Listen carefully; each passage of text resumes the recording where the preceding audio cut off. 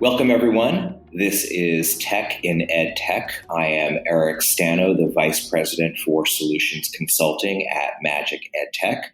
This is a series of podcasts where we discuss technology that powers education and improves learning for all. Today, I am joined by Christine Emerton, who is the Vice President of Content Strategy and Implementation at Ascend Learning. Ascend Learning is a leading provider of online educational content, simulations, software, and analytics. Christine, welcome.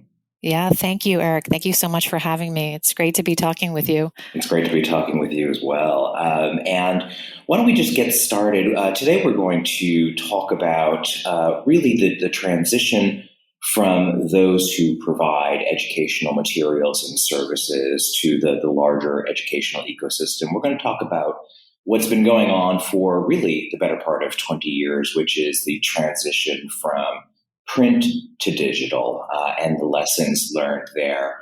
Many of us these days are talking about AI and such, but AI is really just the latest manifestation of what traditional educational publishers and ed tech companies have been engaged in for many years, and many people are in different parts of that journey.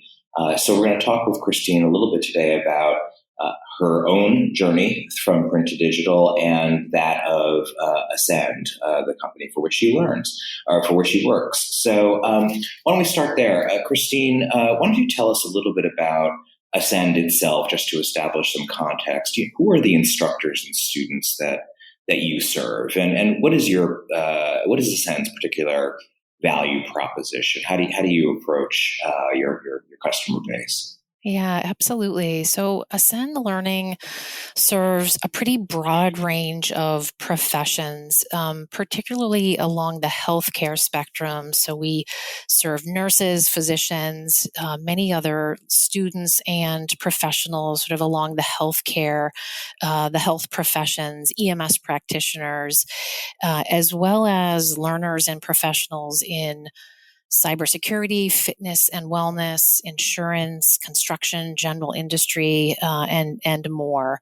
I think what makes Ascend unique in the educational ecosystem is our focus on changing lives, and we do that by accelerating learning, improving job readiness, and enabling career success. And we do all of these amazing things through our authoritative, trusted content, and we embed that content in software, assessment, analytics solutions, which is a powerful offering, I think, particularly for those professions that have a licensure and certification requirement.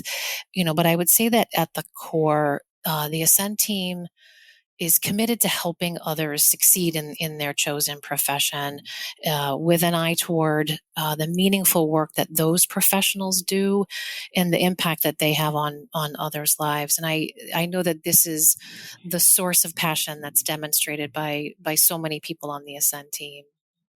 And it strikes me that's really interesting because you've got, one would argue, a unique customer base. It sounds to me that you have students and instructors who are in obviously high growth professions, cybersecurity, healthcare, et cetera.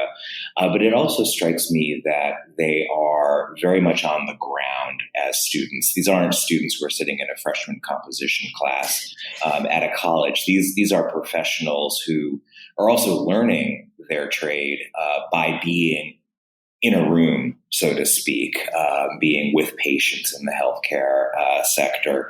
It strikes me that presents potentially some unique challenges, particularly with the shift from print to digital, and really being able to help and train those students in a way that's meaningful. So that really leads me to my next question. The pandemic, which is in the rearview mirror for most of us, must have had an enormous impact and forced your hand to a degree on the shift from print to digital. Can you talk about the impact that the pandemic had on the way that Ascend operated and helped its students and instructors? Yeah, absolutely. I would start by saying that fortunately we had a strong foundation for virtual learning prior to the pandemic. So I think we were well situated to ride out those challenges. But as you know, we serve professions that have an inherent need for in-person learning and skills or competency development. So think about clinical hours for everybody who operates along the healthcare spectrum, or fire academy classes that needed to find solutions for fire ground training.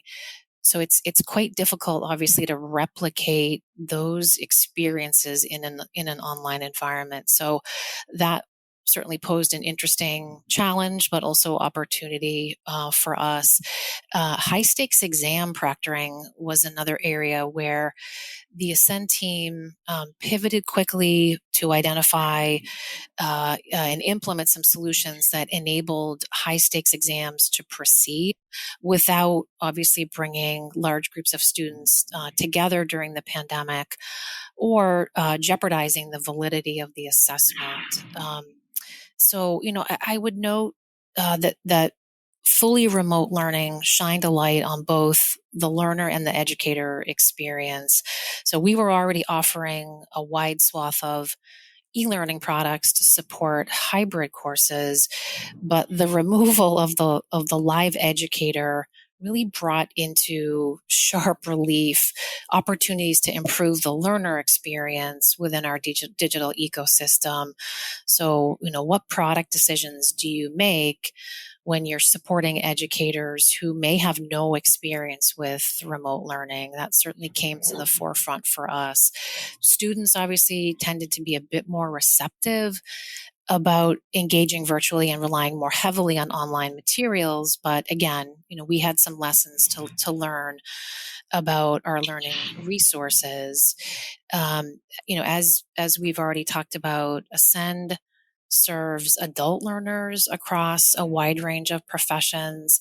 And, we have learners from their late teens, still in high school, all the way through retirement, people who are moving into second careers. So we have many different expectations and comfort zones with the learning process and with technology. So our product teams are, of course, hyper focused on meeting the needs of different generations and skill sets. The pandemic also impacted college enrollments in a way that may still be panning out. I think we're seeing some promising data from the field, but I'm not sure that we've seen a true stabilization just yet. And finally, I would point to career trajectories. I think the pandemic inspired a great deal of soul searching for many people about their careers, about working at all, really Sure. about committing themselves to intensive study and the expense of education in its current form. So all of these factors that came out of the pandemic gave our product and content teams reason to double down on digital solutions, on modular learning experiences, starting to move in partnership with many of our customers toward micro credentials, certainly on finding better ways to facilitate seamless, engaging learning pathways that are achievable from anywhere at any time. Yeah, and that's there's a lot of things that you've just said that I think are really interesting and likely resonant with those who are listening. I wonder if we might drill in a little bit. You characterized the pandemic as both a challenge and an opportunity, and you characterized some of the challenges there.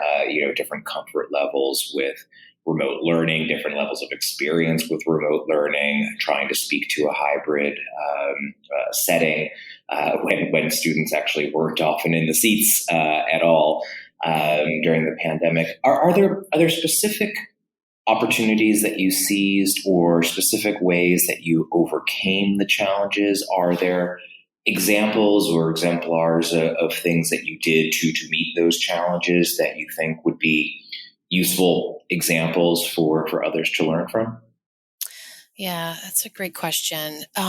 So, we've talked about how Ascend supports aspiring professionals through their career journey with industry leading tools. Pre-pandemic, that was what underpinned our organization's work. And the pandemic dynamics, I think, simply, kind of stoked the fire for our teams to move faster and find ever better ways of helping learners into their dream jobs. So, at the time the pandemic hit, we were exploring many different options, looking at ways to bring simulation and other learning modalities to help learners access content in new ways. So the Mhm. pandemic was really sort of an acceleration point to help us think about, providing new types of resources. Um, I'd like to maybe just give a quick shout out to our public safety group team who Sure. moved quickly to develop, provide some free resources to help support frontline learners during the height of the pandemic, standing up some, additional online learning resources to help them continue their training while they were also focused on supporting folks through the pandemic. And that's a point that should have occurred to me sooner as you were talking, but I'd love to spend even just one more minute on that because I think that is something that may be largely unique to Ascend relative to the pandemic. Is that the very students that you were serving were the ones who were not able to lock down with the rest of us. They had to be on the front lines, and I can imagine sort of a 2 year span of a fevered pitch of trying to appropriately serve these students. Is there anything else that you would say or characterize about what it is? The free resources sounds like an amazing gesture to the community that you serve. Anything else that you felt like you did during, because I think it's a unique vantage point from an educational provider, during the pandemic. Anything else you would want to say? So we've mentioned that Ascend largely serves adult learners, often people transitioning from one career path to another, or continuing their education and growth within a given career. A percentage of our students are working professionals, so they're trying to balance strenuous jobs, families, education. They have often limited time, they have limited attention to devote to education, so they're often learning on the go. This was, I think, especially true during the pandemic, but I think that has been true of our learner base all along. So that underscored the fact that education needs to be consumable, small chunks of content that is engaging, that is personalized, enable students to really focus where they need to, and not have to maybe consume larger swaths of content when they have limited time. We've talked about the public safety group that's part of our segment, serving EMS and fire professionals. So, think for any of us, think about the challenges of learning and then imagine trying to learn at a busy fire station or in the back Right. of an ambulance, right, when you're waiting for tones to go off for the next call.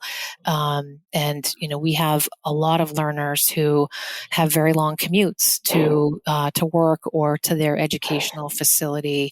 So we focused on, for example, offering audio versions of our core content as an example of understanding the learner personas and offering solutions to help them use their time wisely. Similarly, we hear from nursing students who tell us that they're learning at home at night after a long day of work, while caring, for young children. So these are the realities of modern life. Right. But we, right, are finding ways to make learning easier and more enjoyable, even within the context of the modern world. Well, it certainly makes me appreciate the learner and what Ascend is doing for them. I can barely learn in a quiet room with noise Right. canceling headphones on. Right. Right. So Right. the fact that people are doing it with children in cars after long days, sitting in firehouses, etc., they're facing a lot more headwinds than I ever did. So it makes me appreciate what everybody is bringing to the table. Um, where would you characterize yourselves in terms of your digital transformation journey? It's obviously something that Ascend has been on for a long time, like Right. most educational providers of material. Is there a point at which you feel you're at right now?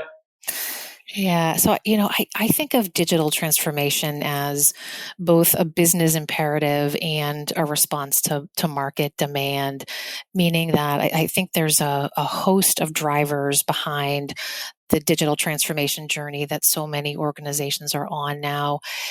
If there's challenges inherent in producing physical products. Certainly during the pandemic, we had paper shortages. We're combating rental books, even freely available content in the form of OERs, but also very clear changes in learner habits and expectations. We know that the modern learner wants to be able to access learning where they are, primarily on mobile devices. I think a lot about the paradox of the print textbook as part of the digital transformation story. Clear evidence, obviously, that modern learners are influenced by social media platforms, the overwhelming wealth of online content. It is ubiquitous.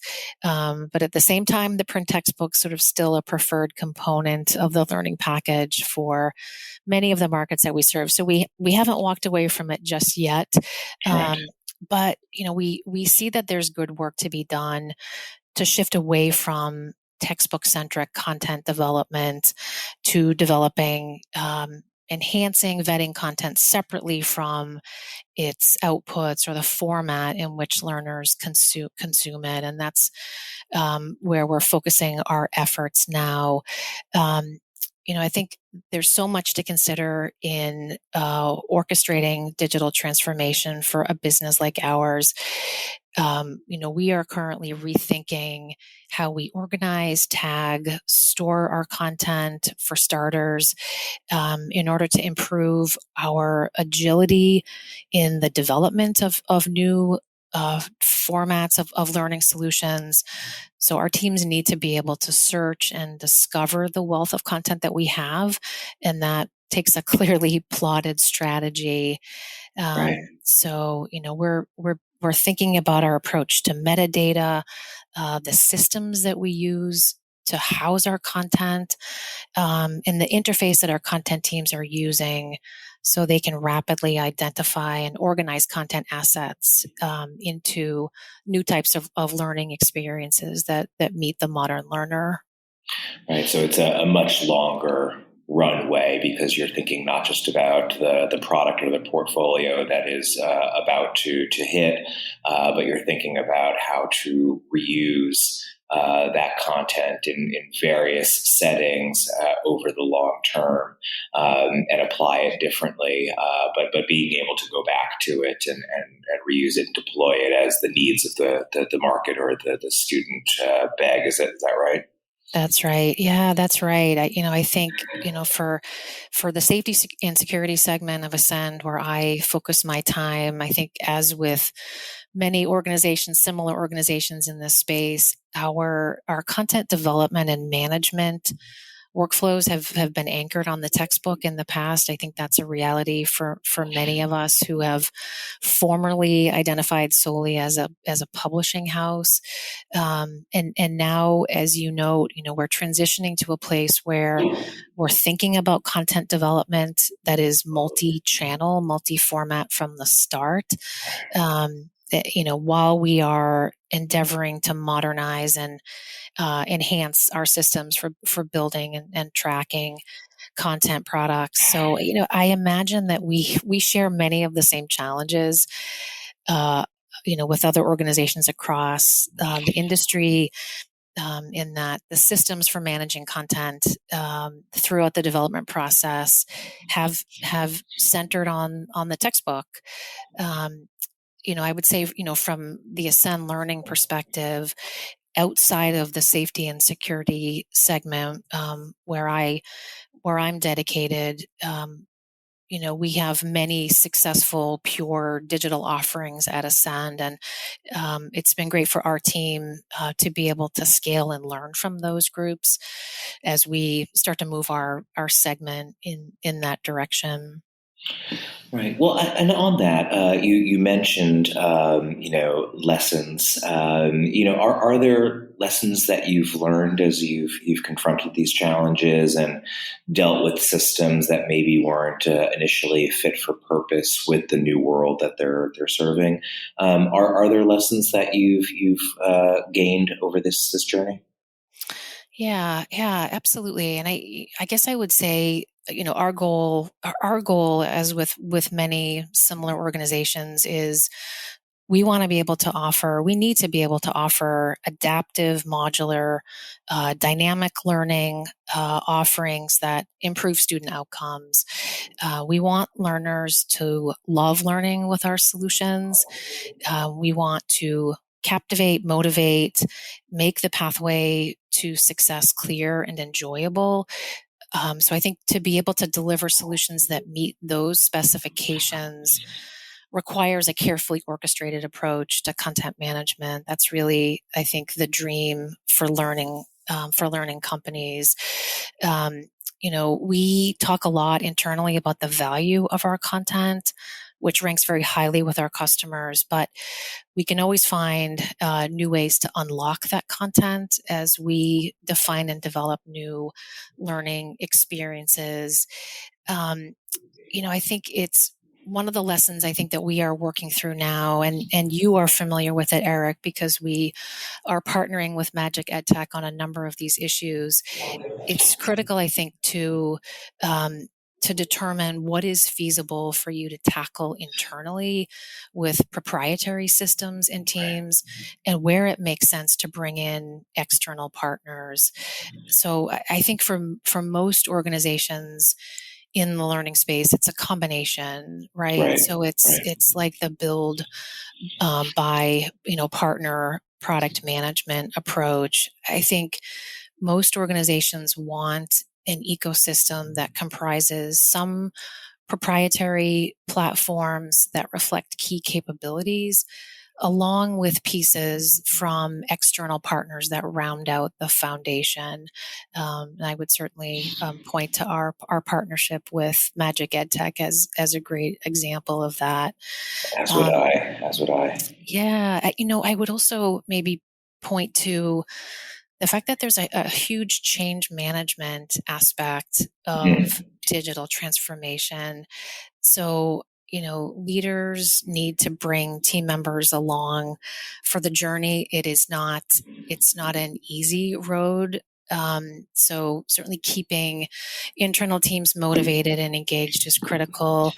One of the Ascend learning values is embrace change, and so we're tapping into that value with our team, in particular, making sure that we're highlighting all of the benefits of digital transformation, certainly externally for our customers and learners, but for the internal teams as well.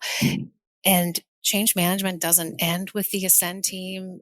We also keep top of mind ways to support educators through this process. Um, through this time of rapidly changing learner expectations, there's certainly significant pressure on educators to keep pace, even when they are receiving great tools and great support from organizations like Ascend Learning. But we never want to lose sight of the enhanced guidance and improved educator resources that we can offer. I really like that focus and that broad focus on change management in particular. It resonates with me in that I remember a prior company for which I worked engaging in the beginning stages of a shift from a print-based business to a largely digital one. And the change management at the time was a little disconnected, those efforts, from what was in fact confronting us. And I recall that it wasn't going as well as it could have. It eventually changed, but one of the leaders commented to us that we're all going to have to develop change muscles. That's right. And being a gym fanatic, I commented back that it's good for muscles, rest, which was not a career enhancing comment on my part, but nevertheless, it makes your change management commentary that much more resonant with me. Yeah, absolutely. I mean, it's easy to say, but I think there's no easy button for this. There's no easy pathway, through this work. But take it in phases. That Right. would certainly be my recommendation, and keep the learner and the customer at the forefront Right. to guide your decisions. That's never wrong. Right. Well, and speaking of keeping the learner in particular at the forefront, there is a nascent move toward really embracing and acting on diversity, equity, and inclusivity principles within education for good reasons. And this is really a content, but also a product bit of the conversation here. How is Ascend approaching DE&I as it's referred to? Is it a priority for your company? Can you just talk a little bit about your approach and your colleagues' approach to that? Yeah, I'd be happy to. Yeah, about a year ago, the safety and security segment made a commitment to strengthen our approach to the delivery of DEI informed content, and to our internal knowledge. So we stood up a segment wide initiative and partnered with an external partner who operates in this space with expertise. And their approach is transformation of organizations through a lens of equity. And we were fortunate enough to bring together a cross-functional team. We had product, content, project management, and marketing all participating in some pretty intensive trainings, workshops, content audits, which was a really wonderful and comprehensive approach to evolving our point of view, I would say. So we're currently in the execution phase of our initiative. We're taking all of the great learnings from our vendor partner and implementing them in our author guidance, our style guides, and our content marketing vision. Certainly not unique to our segment. Other brands at Ascend are also on a similar DEI journey. Very much a priority for Ascend as a whole. Very, very much committed to this journey. We know this work is never done. Much like digital transformation, it is a process and a journey happening throughout all of the segments of Ascend. And also, I think, as part of our internal efforts to continue cultivating an inclusive workplace for team members. I'd love to mention that Ascend was recently recognized for its ongoing efforts in the DEIB space. Right. We were named one of America's best places to work for diversity by Newsweek. Very The nice. organization, yeah, it was very exciting. The vision statement for Ascend Learning is that we change lives. And for the internal team, that means all learners, not just some learners. So we feel a strong commitment to ensuring that all learners recognize themselves in our content, and that our learning solutions enable everyone to achieve career success. Difficult to measure success in a DEI journey, as I'm sure you know, Sure, Eric. sure. But I think, we continue to come back to the fact that we're committed to continue to learn, improve our own mindset and how we operationalize that mindset. So we feel like our commitment and our, continuing to move forward means that we are succeeding. Nice. And actually, if I could just spend one more minute on this, I actually, representing Magic, travel around the country and often am presenting at conferences wherein I actually am agitating for the convergence of accessibility folks and departments and professionals with the DE&I departments that have been forming, because my sense is that these are like-minded, principled people who share the goal of putting achievement within reach of all students, regardless of background or challenges, what have you. And that's often led to interesting conversations that goes back to something you just said, which is that it's always a journey. And the conversations tend to unfold around incrementalism. And Right. where do you start? Are there any lessons? It sounds like you've taken a very holistic approach, both internally looking relative to your colleagues and your staff, and making sure it's an inclusive work environment, as well as with the learners. But for those who are just beginning, perhaps a DE&I journey, is there any advice that you would give them on how to start that off right, if there is such a thing?